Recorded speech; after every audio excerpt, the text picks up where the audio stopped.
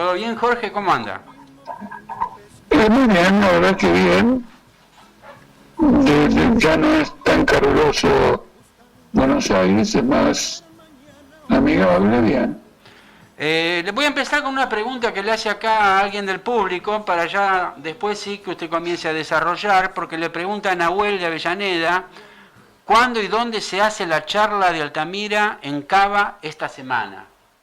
¿Usted va a dar alguna charla en Cava?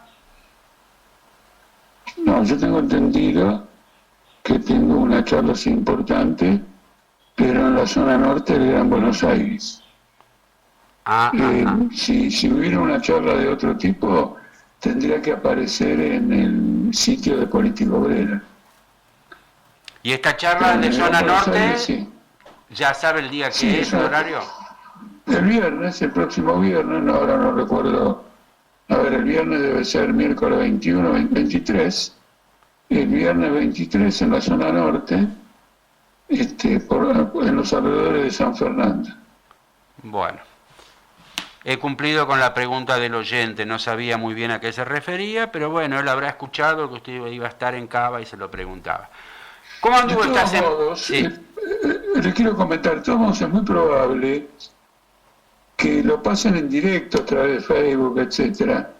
Y los compañeros nuestros a veces, la mayor parte de las veces, hacen eso, y entonces hay un auditorio que está presencial y hay un auditorio que está virtual. Ajá. Híbrido, como se le llama ahora. Bueno. Híbrido. Cuéntenos su impresión de los hechos acontecidos esta semana, Jorge.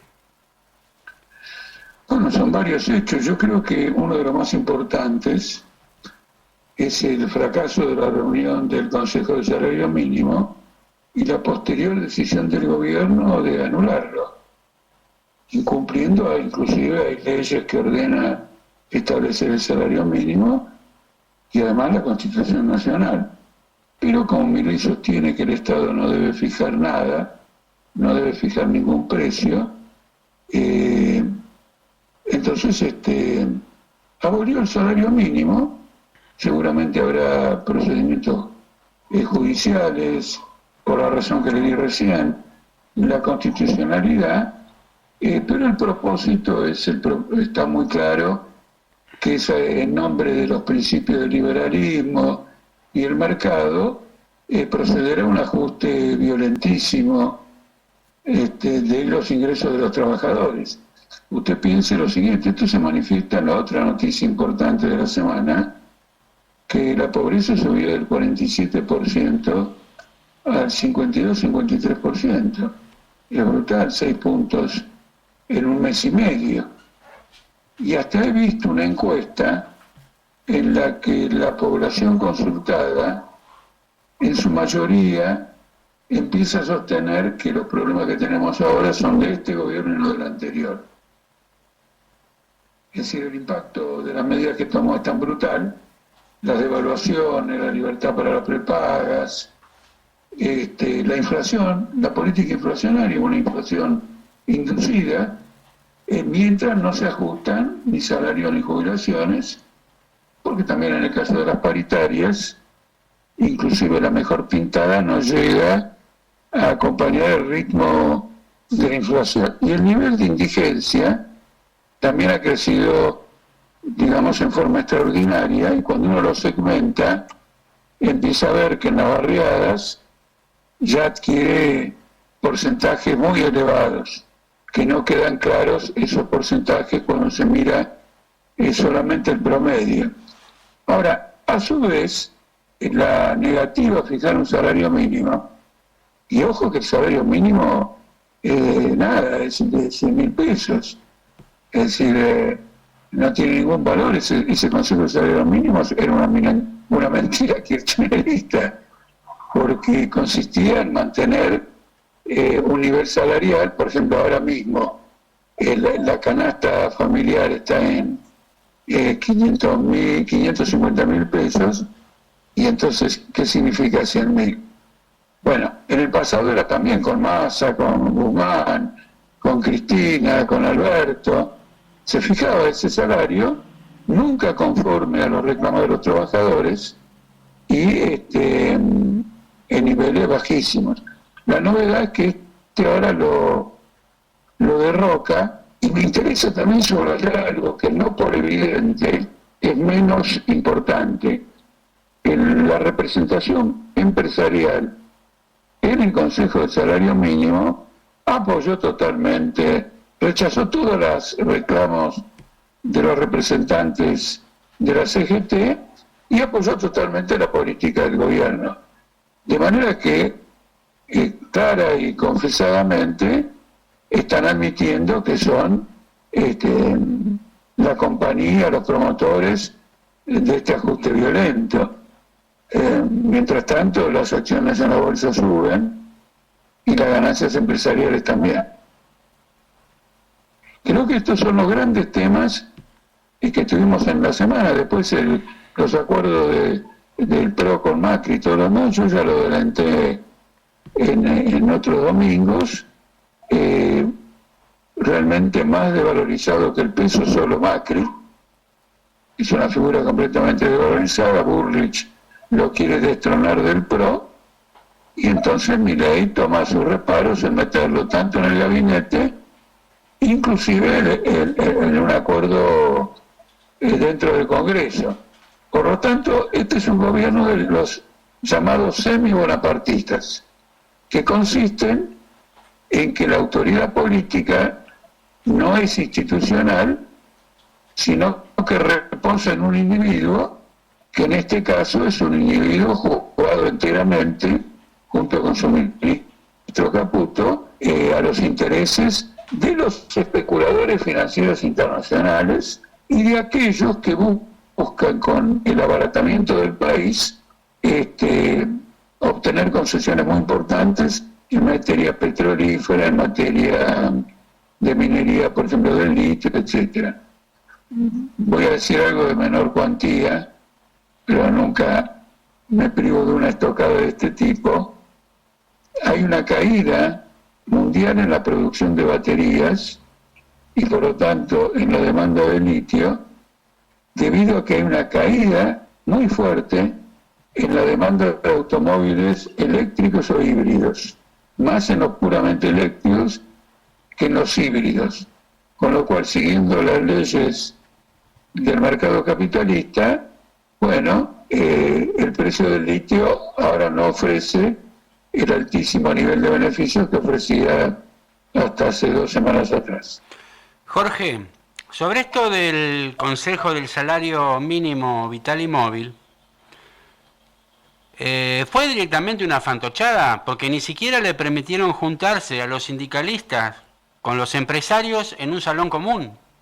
Es decir, en un salón pusieron a los representantes del empresariado y en otro salón a los representantes de los trabajadores, que serían los sindicalistas, que a través de una puerta mandaban una propuesta, la rechazaban, mandaban otra propuesta, lo rechazaban, y finalmente se cerró sin ningún acuerdo, y yo quería terminar en esto.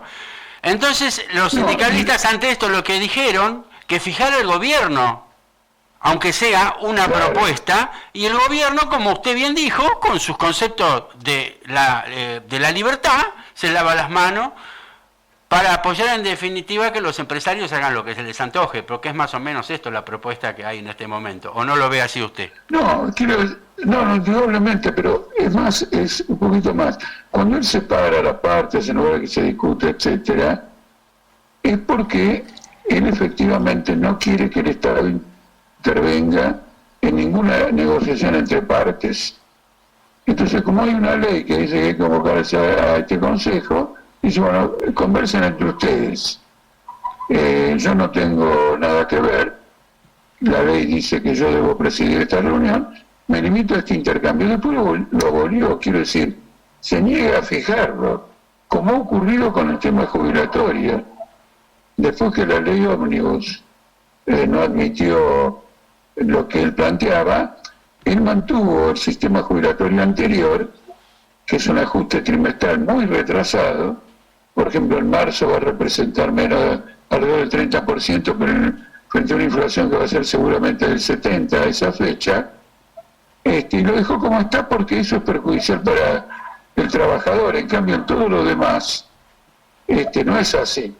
Entonces él sigue una línea en nombre del libre mercado. Él apunta exclusivamente contra una mercancía, para usar el lenguaje de Milei. Esa mercancía es la fuerza de trabajo. Es la única mercancía. Porque, entre otras cosas, él considera la fuerza de trabajo capital humano. Es decir, que el obrero sería un capitalista a igual título que cualquier otro capitalista, pero mientras el activo de un capitalista son cuentas bancarias, acciones, propiedades, maquinarias, edificios, barcos, yates, aviones, el capital humano, el acto sería para hacer un determinado trabajo.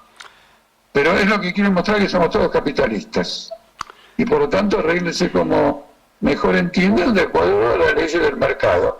Esto no es nada más que el taparrabos de una violencia extrema contra la fuerza de trabajo. Porque frente a esta realidad capitalista, hace 200 años, los obreros descubrieron un método. Dijeron, bueno, si quieren pelear cuánto vale la fuerza de trabajo, nosotros vamos a formar sindicatos. Y con esos sindicatos vamos a garantizar el derecho de huelga. Y por medio de la huelga es que se van a ir resolviendo estos problemas, como la que se está preparando en el sindicalismo docente. Porque este es el otro tema de la semana, en la medida en que viene de la semana anterior. Yo lo toqué la semana anterior, sí. Cuando les dije que se había tetanizado la crisis, porque había penetrado en el sistema de educación, había penetrado en el sistema escolar y en la docencia, y naturalmente va a tener que explotar, porque los gobernadores, siguiendo la línea de Milei, están, ni siquiera cumplieron con el ajuste de cuotas de la paritaria del 2023 en las provincias, ni siquiera, y se niegan a abrir una discusión paritaria del 2024. Y en el caso de la paritaria de los docentes, Milei ha hecho lo mismo que en el Consejo del Salario Mínimo, porque antes se reunía una paritaria testigo que fijaba un determinado tipo de salario básico, y entonces las provincias tenían que arreglar por encima de eso, y si no podían arreglar por encima de eso, había un fondo docente. Exacto. Que le garantizaba el cumplimiento de aquello. Bueno, todo esto era muy miserable en el pasado. Ese salario básico no valía nada, ha habido huelgas docentes todo el tiempo, la situación de la docencia es tremendamente mala, pero ahora él va a un ajuste, digamos, todavía mayor. Abolió esto y de paso ese fondo ha quedado como parte del ajuste. La plata va a estar destinada a pagar al Fondo Monetario Internacional, a los acreedores extranjeros, a los acreedores locales, etcétera, etcétera, etcétera. Y ese es el destino, la otra noticia de la semana, de los 11 o 12 fondos fiduciarios, o fideicomisos, como se llaman, destinados a distintas actividades. Milei dice que es un curro. Cuando es un curro hay que investigar, poner de manifiesto el curro y meter en cana a los que hicieron el curro. Él, en lugar de eso, dice, no, le vamos a perdonar la vida a los del curro, simplemente eliminamos todo eso y nos quedamos con $2.000 millones para cumplir con el FMI. Usted sabe que yo al inicio del programa comenté un poco esto de los nuevos datos de la pobreza, de acuerdo a datos de Infobae. No sé si son certeros o si no sé si son sortores, pero bueno, yo lo... y los datos que yo leí de Infobae era que la pobreza era del 49,5% y que se midió ahora en el gobierno de Milei al 57,4%. Lo curioso es que Milei, al enterarse de esto, lo primero quiso salir a atacar, diciendo que esto era responsabilidad de lo que dice él, del socialismo, del peronismo, de etcétera, etcétera, etcétera, pero obviando que con tan poco tiempo de gobierno, él ya aumentó la pobreza en un 8%. Y un 8% de 45 millones más o menos que somos, son 4 millones de nuevos pobres. Ahora yo me preguntaba, ¿cómo puede ser que la propuesta para acabar con la pobreza que trae este señor signifique 8 millones de pobres en 2 meses de tiempo? ¿Nos están vendiendo de nuevo espejitos de colores o cómo es, Jorge? No, bueno, hay dos cosas que, Ángel, permítame lo siguiente, dos cosas. En primer lugar, Milei nunca se dio por objetivo terminar con la pobreza, y lo dijo en el discurso de Davos, dijo acá hay que defender el capitalismo, a los emprendedores, hay que ir a ganar plata, etcétera, etcétera, etcétera. El otro aspecto es que la suma de pobres en un país de 45 millones ya es de 27, 28 millones. Y en segundo lugar, o tercer lugar, las palabras de Milei no valen nada. Ustedes, hay una característica de la situación argentina, es que una persona que está desequilibrada se ha hecho cargo de la presidencia de la República, y entonces eso produce en alguna gente consternación y en otra gente produce desconcierto. Pero en realidad, cuando una sociedad, la organización social del país, en este caso una organización social capitalista, se está disolviendo, se está aniquilando, está entrando en una violenta convulsión, los personajes de estas características medio desquiciados es el momento de ellos. Es el momento de ellos porque todo lo demás ha caído irremediablemente como consecuencia de todos los gobiernos anteriores. Todo lo que se presenta en racionales, etcétera, han fracasado. ¿Por qué se lo digo? Porque usted tiene, por ejemplo, a Mussolini. Mussolini también era un personaje histriónico. Hitler no era una persona equilibrada emocional o psicológicamente. Y es una característica de los momentos de grandes convulsiones, momentos que son pre-revolucionarios y se van a manifestar como tales en el desarrollo de la misma crisis, que aparecen. Entonces no se puede, no se le puede dar entidad. La discusión de Milei en torno a su propio discurso es un error de método. No, eso no hay que hacerlo. Hay que simplemente clarificar a los trabajadores cómo se derrota el gobierno, no cuál es la verdad y cuál es la mentira de la situación en términos de relato.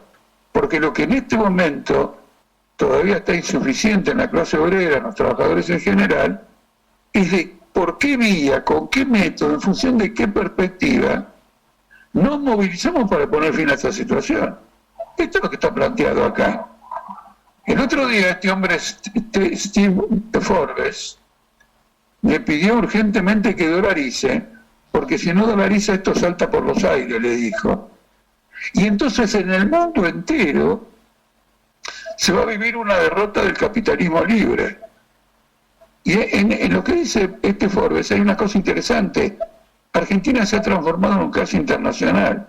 Si la clase obrera argentina termina con Milei, eso que hagamos va a ser un ejemplo internacional. Esto es lo rico de la situación que tenemos en este momento. Entonces, no considero una pérdida de tiempo y una suerte de confusión discutir el discurso, porque el tema es cuál es el discurso de la clase obrera. De lo contrario, no. Por ejemplo, la polémica que ha tenido con Lari Espósito, ¿no es cierto? Yo ni lo nombré porque no vale la pena tocar ese tema que está tocando todos los medios. Lari Espósito, está bien, pero por ejemplo la misma Lari Espósito, cuando le responde, defiende la industria cultural. Por lo tanto está también en la onda de Milei. La industria cultural es un concepto kirchnerista. Es la cultura como actividad de beneficio privado. Bueno, aparte, que quien está contratada para ser de novia de él, o será la novia de él, la señora Fátima, ella también ha cobrado muchas veces por ese tipo de espectáculo. Así que acá no se salva nadie. Por eso, pero quiero mostrarle cómo del lado kirchnerista se opone a la diatriba de Milei la defensa de una industria cultural. A esa industria cultural los trabajadores no tienen acceso, salvo cuando es un hecho de público en el sentido fomentado por el Estado, que decide hacer un festival y probablemente a lo mejor la entrada es gratuita, lo que fuere. Pero la industria cultural son toda la gente que ha llenado estadios a precios realmente pero el pueblo. Esa es la industria cultural. Y entonces, en la defensa que hace Darío Espósito, primero de su dignidad personal, lógico, frente a una diatriba misógina, ella defiende un concepto que es un concepto capitalista y que no es la socialización de la cultura, porque entre otras cosas, la cultura no es la asistencia al espectáculo, sino la capacidad de producir arte, poesía, etcétera, por parte del mismo pueblo. Una cosita muy breve. En una ocasión, en un picnic que hicimos, propusimos que hubiera una exposición de pintura, de dibujo, etcétera, de popular. Una idea un poquito abstracta, no sabíamos con lo que nos íbamos a encontrar. Cuando yo fui al picnic y recorrí, vi cosas maravillosas de chicos jóvenes, de adolescentes, de otros que no tan adolescentes, pero simplemente jóvenes, de barrios populares que no sé si van a tener la posibilidad de desarrollar una vocación que ya la tienen porque lo demostraron en esa exposición en el picnic. Entonces la cultura, en este debate, ¿qué me interesa clarificar a mí? Que es la industria cultural, es el capitalismo transformando la cultura en una rama de la economía, y no el imbécil que maltrata a una joven que dentro de su capacidad y su esfuerzo y su aprendizaje se ha destacado ante todos los jóvenes y a la gente que le gusta la música popular como una inclusive como una actriz muy importante. Usted sabe que hace unos años a mí me convoca una autoridad de cultura de acá de Paraná por ciertas movidas culturales que yo generaba, y porque yo aparte soy escritor, ¿no? Bueno, yo acudí a ver para qué era que me llamaba, y lo primero que me preguntó a qué partido político pertenecía. Cuando le dije mi ideología política, bueno, nos dimos la mano, que sé yo, no me llamaron nunca más, porque así funciona todo. Usted está subrayando un aspecto importante, muy importante, de la actividad cultural, siempre de tipo capitalista, pero estatizada. Va dirigida, el Estado como poder político ideologiza, pero ideologiza desde el poder político, no desde la experiencia colectiva. Y eso es una manipulación. Y tiene un montón de instrumentos para ideologizar. Después una maestra defiende la enseñanza laica en la escuela y vienen los cavernarios y dicen que esa maestra está adoctrinando a los niños. Como la enseñanza laica es un principio general que no puede ser rechazado. ¿Cómo vamos a aceptar la enseñanza confesional? Acá tengo de un oyente una pregunta que es referente a un comentario que usted hizo hace 2 o 3 minutos, que es qué tiene que hacer la clase obrera ante esto, ¿no?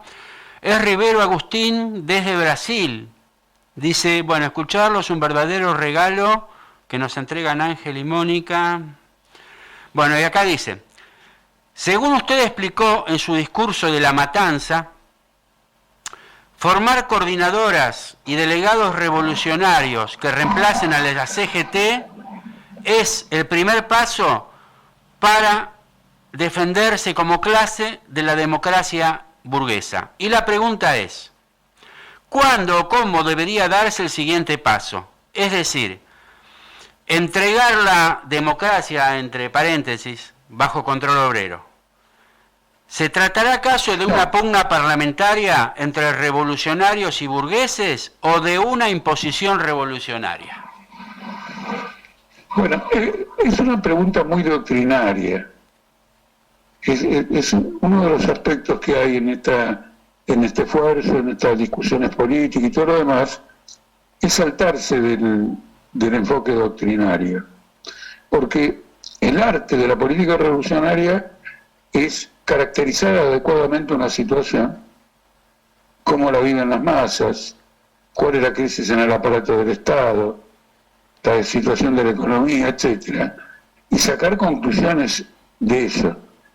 Los clásicos del marxismo decían, esto que yo acabo de señalar, lo resumían en la frase, hay que decir lo que es. Por lo tanto, no ando especulando cómo es el futuro parlamento, etcétera, etcétera, etcétera. Allí donde hay una iniciativa de movilización, hay que apoyarla inmediatamente, sin esperar a que la iniciativa la adopten los aparatos de la CGT. Este es el punto.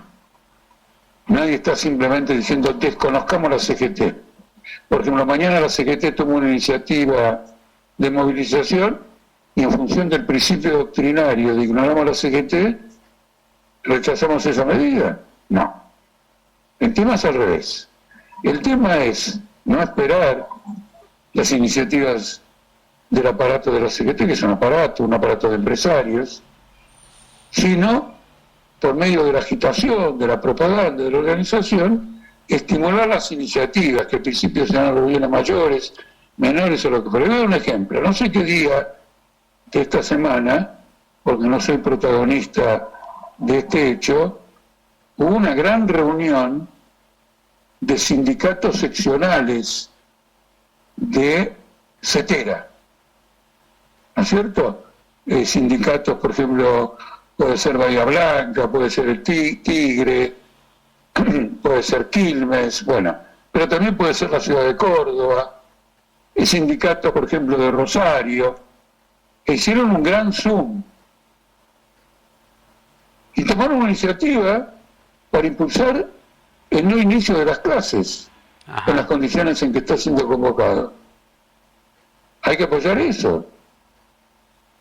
Y si por algún motivo eso eventualmente, no quiero ni remotamente sugerirlo, pero lo uso para dar un ejemplo, si eso quedara mucho en la palabra, es responsabilidad nuestra hacerlo en la acción, a través de la acción que se ponga en marcha esa resolución.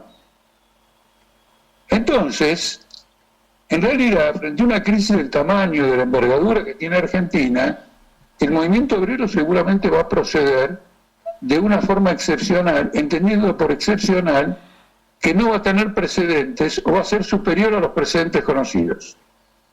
Porque la situación realmente es de una crisis general, provincias que se hunden, una provincia que ya está emitiendo moneda, un gobernador de la provincia de Buenos Aires que le ofrece 16% de aumento a los docentes. Entonces, la comprensión que nosotros tenemos es hacer todo este impulso, y lo de las autoconvocatorias ni siquiera es un invento ni una propuesta nuestra. Es lo que ha ocurrido en Jujuy, es lo que ha ocurrido en Salta, lo que ha ocurrido, lo que está ocurriendo. En Salta se ha transformado casi en una institución a partir de una gran manifestación, una gran lucha, creo que fue en el año 2004, que se llamó la Noche de las Tizas o algo así, o la Jornada de las Tizas, con una gran represión del gobernador Romero. Porque el sindicato docente, en el caso de Salta, es menos que un aparato, es una fachada. Una vez convocó a elecciones sindicales el día 24 de diciembre, es decir, el día de Nochebuena. ¿Me explico? Entonces, sobre la base de estas iniciativas, es necesario impulsar una huelga general por un aumento del 100% de los salarios de las jubilaciones. Todo lo que liquidó Milei tiene que ser repuesto, todo, y lo anterior también. Eventualmente quizás nos quedamos cortos, debe ser un aumento del 150%, porque hay una pérdida salarial desde el gobierno de Macri y de los últimos años del anterior gobierno de Cristina, es constante, un goteo permanente muy fuerte, y ahora esta brutalidad que se desencadena ahora. Entonces, en función de esas perspectivas, abrir una perspectiva de huelga general. Y ya hay gremios que han tomado, en algunos casos, la decisión de hacer una huelga general, y por solo hecho de haber tomado esa decisión, las patronales se avinieron, digamos, a negociar. Por ejemplo, en nuestro concepto, un no inicio de las clases debiera ser un paro de 24 horas, que debiera ser entendido como un paro de advertencia. Miren, hoy paramos 24 horas, pero es una indicación a toda la sociedad, pero fundamentalmente al gobierno, a las patronales, al Estado, al FMI, que si los reclamos de este paro de advertencia no se satisfacen en el curso de una semana, vamos a la huelga general de toda la docencia, pública y privada. Y si es necesario, y no solo que es necesario, porque es muy conveniente, porque es muy educativo, es muy formativo, con piquetes en las escuelas, piquetes que expliquen, que vayan a las escuelas privadas, que expliquen la importancia de la acción común de la docencia. Entonces esta es nuestra política para el movimiento obrero. El señor Milei, ya que usted está hablando de los sindicatos, es obvio que quiere desinflarlos y en lo posible destruirlos. Por eso es que incentiva la desafiliación del trabajador a los sindicatos, que ahora está tratando de incentivar el tema de que quitarles control de las obras sociales. ¿Cómo ve usted todo eso y cómo pueden reaccionar los sindicatos ante esto? Hay que ver si esa es la intención o en el fondo también quiere negociar, colocar a libertarios en la dirección de los sindicatos, ¿no es cierto? Yo les quiero contar algo que por algún motivo que realmente no comprendo muy bien, nadie lo menciona y no lo señala. Acá en la Argentina hubo una tentativa concreta de disolver los sindicatos. Fue bajo la dictadura militar. La gente no se acuerda, bueno, ahora cuando yo lo diga quizás se acuerda. La dictadura militar convocó elecciones sindicales. Todos los afiliados de los sindicatos tenían que participar en un plebiscito si querían continuar aportando a los sindicatos o no querían aportar a los sindicatos. Bajo la dictadura hubo una elección. Era una elección antisindical para que los trabajadores abandonaran los sindicatos. Participó una gran cantidad de gente en la votación y el voto por mantener los sindicatos fue del 99% y el voto por disolverlo del 1%. Bajo la dictadura militar. No lo sabía. Entonces, no lo sabía. Claro, no, por eso. Siempre me llamó la atención, porque yo cuando eso ocurrió escribí un artículo. Porque en el fondo, el obrero le tiene bronca al sindicato. Pero más en el fondo, abuelo, tatarabuelo, su papá sabe que el sindicato es una conquista histórica y que por lo tanto lo que hay que hacer es echar a los burócratas, pero no destruir los sindicatos. Colocado en un límite de esas características, digamos, actúa de ese modo. Por lo tanto, Milei es un charlatán. Milei habla demasiado, tuitea todo el tiempo. Por lo tanto, es una persona desenfrenada. Lo que él quiere, en realidad, es que todo el mundo se afilie a las prepagas. Sí. Directamente, no a través de la obra social. Y quiere eliminar la garantía que el Estado le da a las obras sociales para los tratamientos de alta complejidad, que ningún fondo de obra social podría costear. Y lo que quiere es un negocio para Velocopit. No se trata. Entonces, con una persona que habla tanto, habla mal, que no maneja bien el castellano, y por toda esa ignorancia es ideal como provocador, y lo pusieron a prueba y dio resultado porque ganó el balotaje, no hay que darle fe a las palabras. Lo que hay que ver es que hay una acción del Estado respaldada por los grandes fondos internacionales para quebrarle el espinazo a la clase obrera y para entregar el patrimonio público más rico, menos rico, más fecundo, menos fecundo, a los grandes capitales, tanto nacionales como extranjeros, no solo extranjeros. Porque ahora hace mucho tiempo hay una combinación. Por ejemplo, el otro día el jefe de BlackRock dijo claramente que él tiene acciones, BlackRock, el principal fondo del mundo, con billones de dólares en la cartera, que tiene acciones en buena parte de las empresas argentinas, y señaló en particular a YPF. Por lo tanto, nuestra empresa de bandera nacional y popular está bancada por BlackRock. Quedan 9 minutos del programa. El patrimonio público a eso. Y nunca alcanza el tiempo, pero sí yo quería destinar estos minutos porque varios oyentes o lo pusieron en mi Facebook o directamente por privado, han hecho muy buenos comentarios del programa, pero dicen como que se quedan con un poquito de ganas de escuchar algún comentario suyo sobre lo que es política internacional o la actualidad internacional.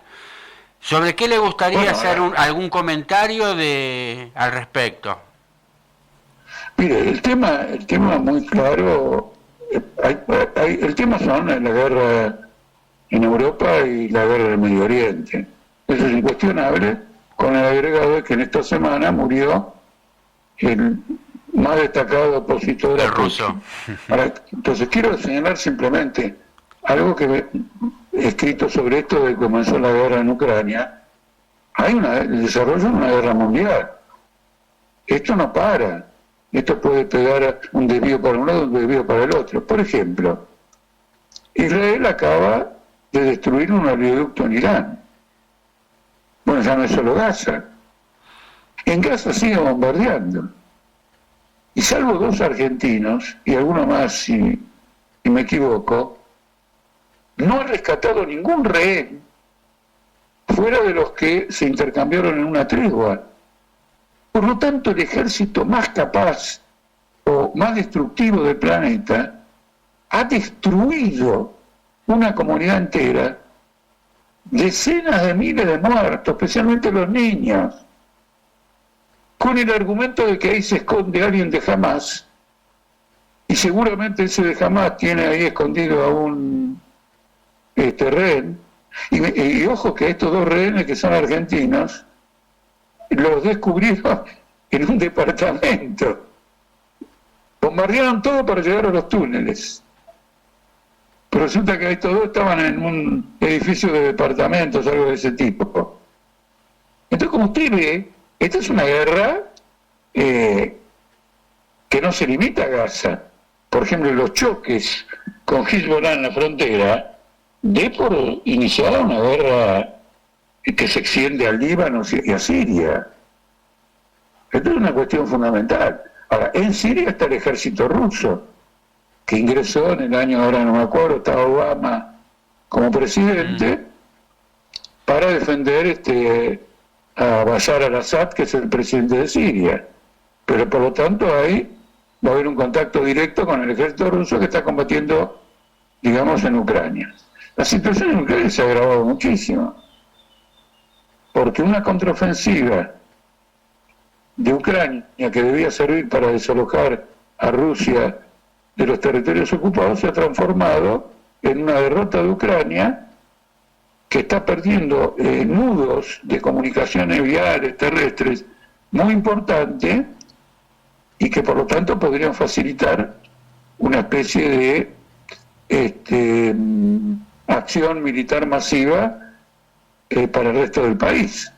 Frente a esto, Alemania ya ha dicho que no lo va a permitir, y hay una crisis en Estados Unidos sobre esto, pero Biden tampoco, y van empezando a armar a Ucrania para hacer frente a esta guerra que ya adopta características extraordinarias, porque además se bombardea Rusia, se bombardea en el Mar Negro, es decir, ya se bombardea fuera del terreno de batalla, digamos, propiamente dicho.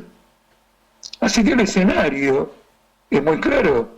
De aquella globalización capitalista que integró a China al mercado mundial, hemos pasado a una desintegración económica internacional muy marcada, con sanciones, bueno, y con guerras. Y la guerra del sionismo es muy importante, muy significativa, porque es casi el genocidio de un pueblo que, a pesar de todas las protestas y de posiciones de condena del Tribunal Penal Internacional, no mueve el perímetro. Por lo tanto, es de una gravedad inusitada, porque tiene el respaldo del Pentágono norteamericano, que no va a vacilar con los bombardeos que ya ha hecho a Yemen, a Líbano, a Irak. No va a vacilar entrar en una guerra con Irán. Yo le voy a hacer una pregunta al respecto, Jorge, porque hay algo que es curioso. Termine, cierra el concepto. Una última cosita. Sí. La política de Milei es integrar a la Argentina a ese escenario, mediante una cadena de producción que arranca de Argentina y de otros países, y México en particular, y su terminal es Estados Unidos, para alinearse con una economía de guerra, porque el nivel que están teniendo las hostilidades está forzando a ingresar en una economía de guerra. Sí, esta es la pregunta que yo le quería hacer, porque es curioso, ya lleva 2 años creo que la guerra en Rusia, más o menos, y prácticamente nunca...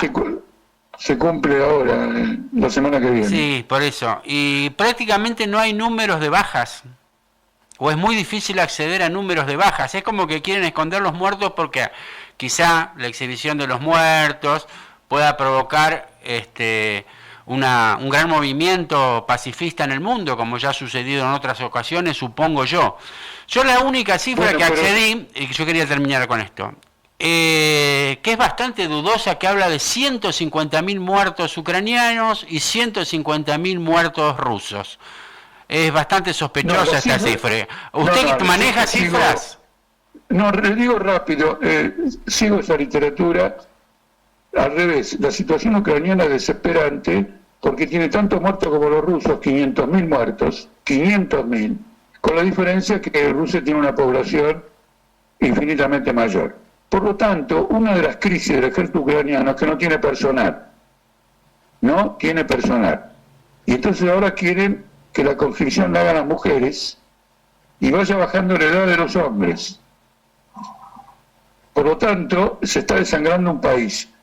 Y el otro día destituyó al comandante de las Fuerzas Armadas, Zelensky lo destituyó, mostrando una crisis política que es típica de los momentos en las guerras en que la población civil, viendo que no tiene ninguna salida a la situación y la gente muere al divino botón, empieza a insurgirse.